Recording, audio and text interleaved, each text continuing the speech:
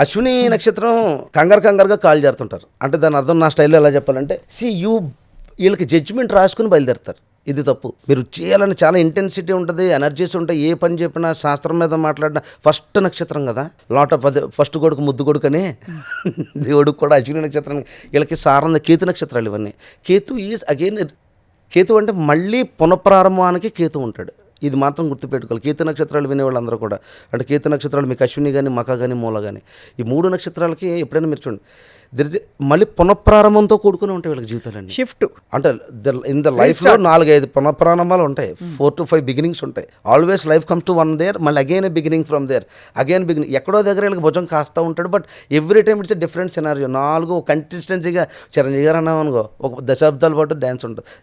ఎవరు రజనీకాంత్ గారు అన్నామనుకో, పరంగా ఒక స్టైల్ ఉంటుంది. మూలలో అలా ఉండవు. అంటే పెద్ద వాళ్ళు ఉన్నారు కదా, వీళ్ళు పడినా లేచినా తెరిసే ఒక భగవంతుడి యొక్క ఇది ఉంటుంది వీళ్ళ మీద. సో ఇది స్పీడ్గా స్టార్ట్ చేసుకుంటారు. చాలా శక్తి ఉంటుంది వీళ్ళకి, ఎనర్జీ లెవెల్స్ హైగా ఉంటాయి. వీళ్ళతో ప్రాబ్లం వల్ల ఏంటంటే నిజాన్ని నెక్కచ్చిగా ఎదుటికి బీపీ వచ్చేలా చెప్తారు. అదే ప్రాబ్లం. అశ్విని అశ్విని మక మూల